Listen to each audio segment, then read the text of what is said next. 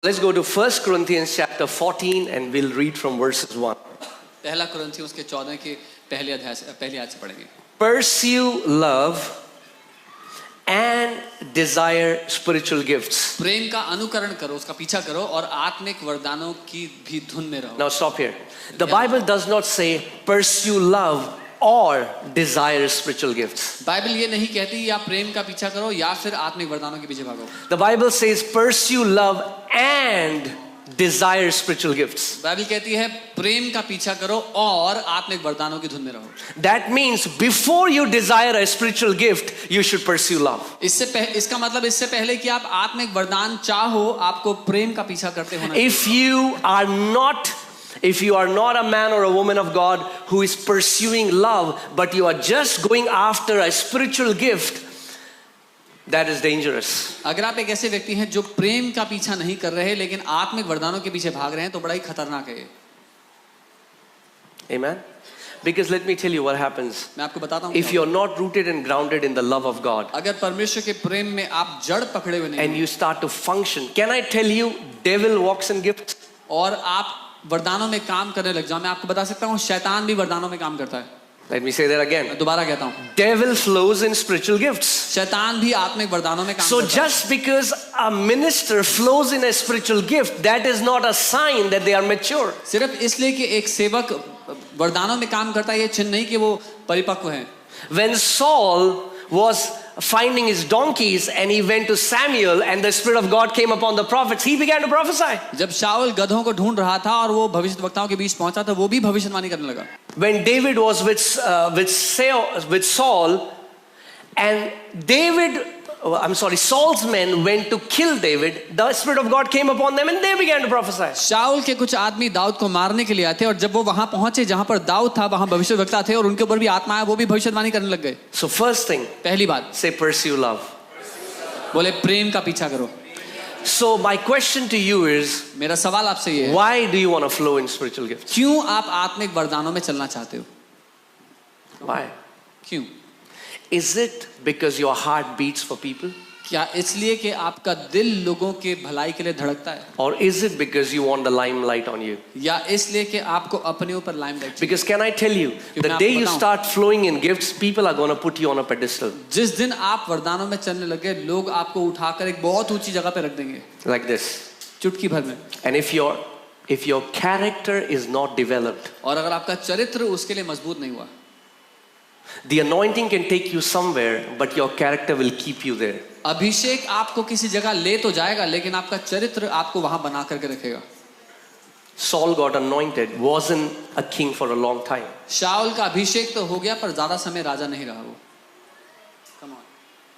Amen. Amen. So our first foundation, why we want a supernatural ministry or why you want, the first foundation is love. So हमारी पहली जो नींव है क्यों हम आत्मिक वरदानों में चलना चाहते हैं, वो नींव है प्रेम. Amen. So prophecy, yes, I mean, like when you start to function in prophecy, God is going to give you details, names and numbers and all of that happens. But the main focus is not to get details. The main focus is, Father, how do you see this person? हाँ, जब आप भविष्यवाणी में चलोगे तो आपको details मिलेगी, नाम नंबर लोगों की जानकारी मिलेगी, लेकिन मुख्य मुद्दा जानकारी पाना नहीं है, लेकिन ये जानना है कि पिता आप इस व्यक्ति को कैसे देखते हो. Amen. Amen.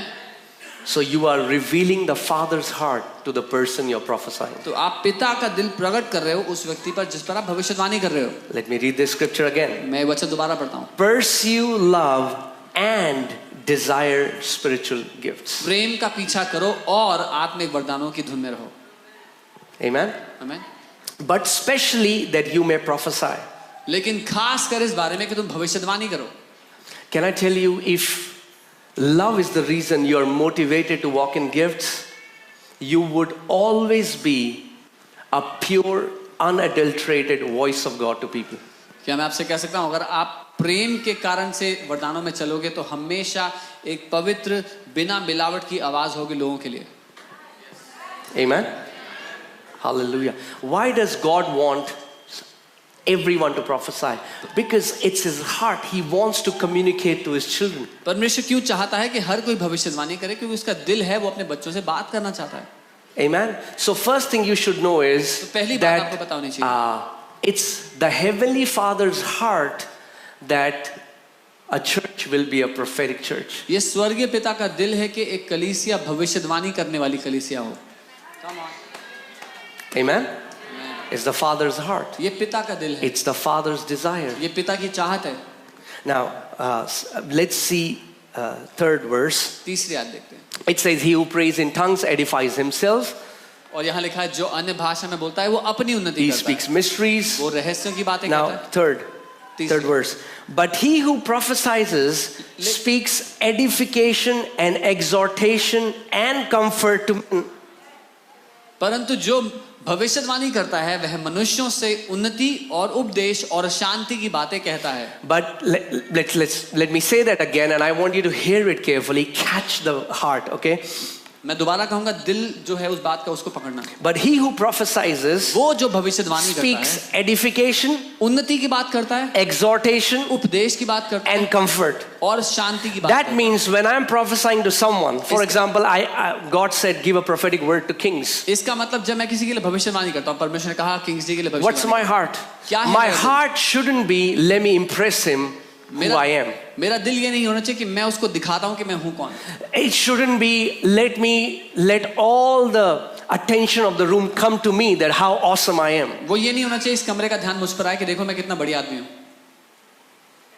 Because hear this. कि सुनिए, If the light on you is greater than the light in you, the light on you will destroy you.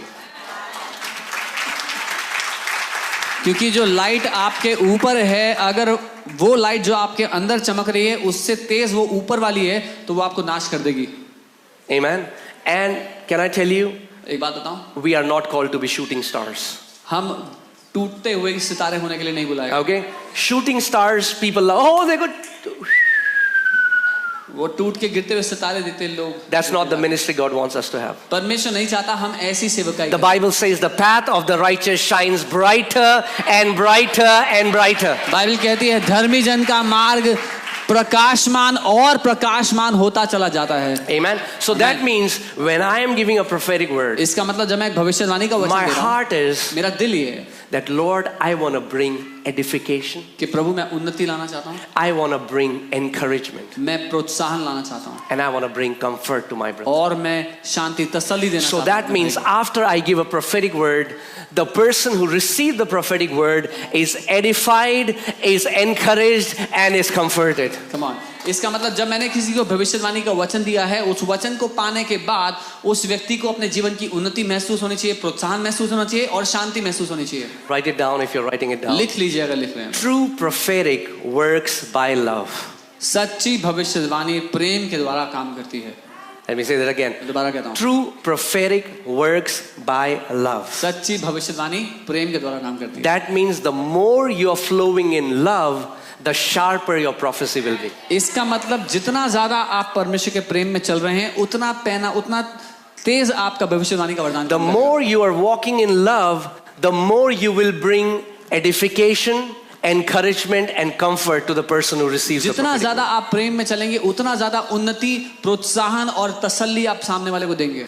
Never give a prophetic word when you're empty. भविष्यवाणी का वचन ना दे कभी भी अगर आप खाली हैं अंदर से. तो Do you know what empty means? खाली का मतलब पता है? You know, you have not been filling yourself with the Spirit. You feel empty. Never give a prophetic word when you're discouraged, when you are jealous of the person you're giving a prophetic word to, or you are wounded by them. जब आप खाली हैं, आपने अपने आप को पवित्र आत्मा से नहीं भरा है, या आप निराश हैं किसी कारणवश, या आप जिससे बात करने वाले हैं उससे आप जलन करते हैं, ईर्ष्या करते हैं किसी बात से, या उनकी वजह से आपको ठोकर लगी, कोई नाराजगी आपके दिल में उनकी वजह से. So when you're offended, जब आप नाराज, when you're hurt, शोकित हो, when you're bitter, कड़वे हो अंदर से किसी बात को लेकर, when how should I say,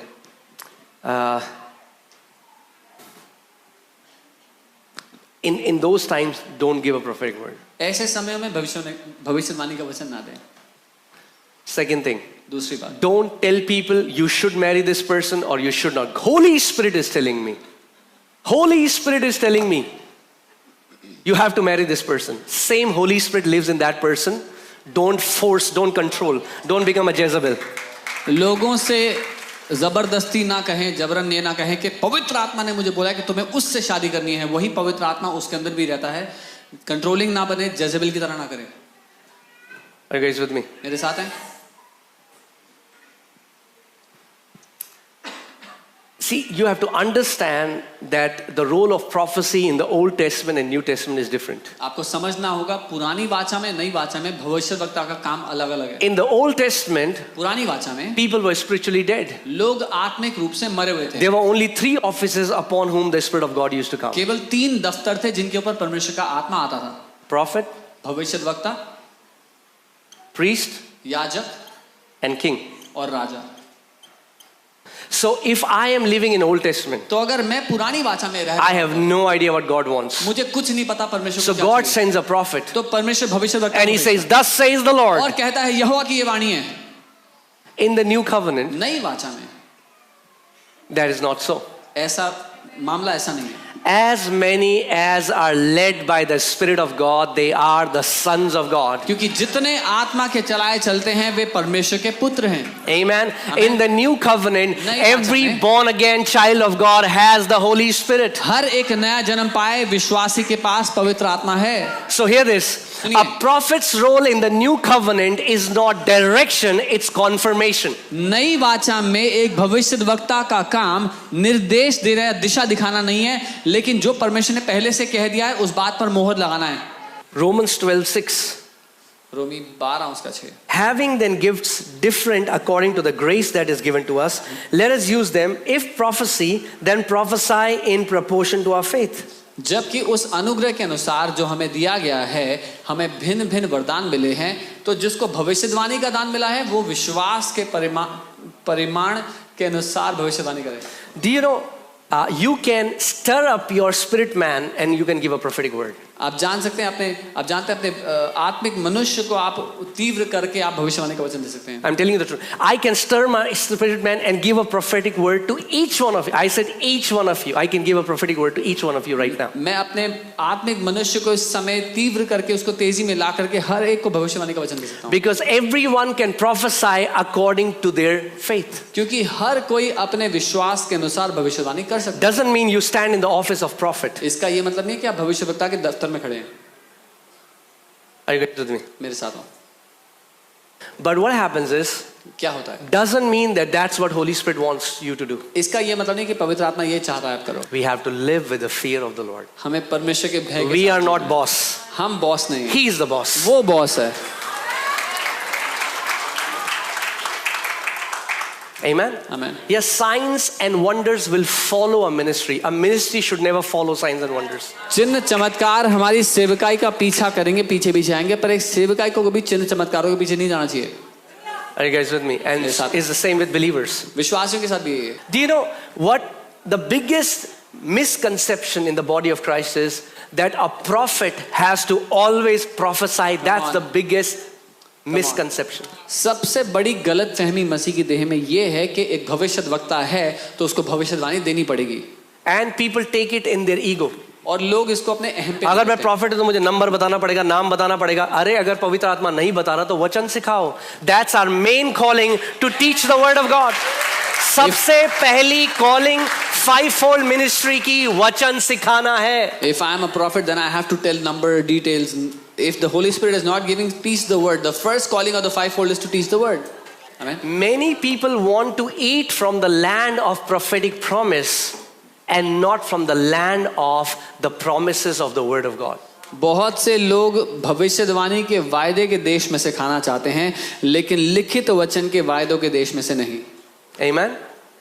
आप ये सोचिए, if I can say this way, अगर मैं ऐसे कहूँ, that's the only example I'm getting right now. एक मात्र उदाहरण है। जो केक का बेस है, The base of the cake, that's the word of God. वो परमेश्वर का वचन है। उसके ऊपर जो टॉपिंग जो भी आप लगाते हो, क्रीम और जो All भी, the cream and the topping, that's the prophecy. वो prophecy है। Amen. अगर बेस हटा दोगे, If you remove the base, amen.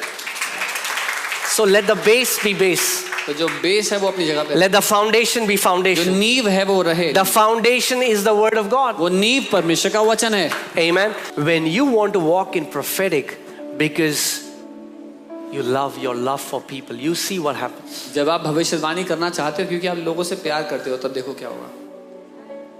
Undergo the training. उस प्रशिक्षण में से गुजरो। And many times Holy Spirit will show you something, doesn't mean you have to go and say everything. कई बार पवित्र आत्मा को आपको कुछ दिखाएगा, इसका ये मतलब नहीं कि आपको जाकर सब कुछ कहना है। तुम्हारा ना एक्सीडेंट होने वाला है। Oh, you're gonna meet an accident. If God shows you that somebody is in danger, He's showing you that you will bend your knees and pray for those people. अगर परमेश्वर आपको दिखा रहा है किसी का कुछ बुरा हो रहा है, तो वो इसलिए दिखा रहा है ताकि आप घुटनों पर आकर उसके लिए प्रार्थना करो।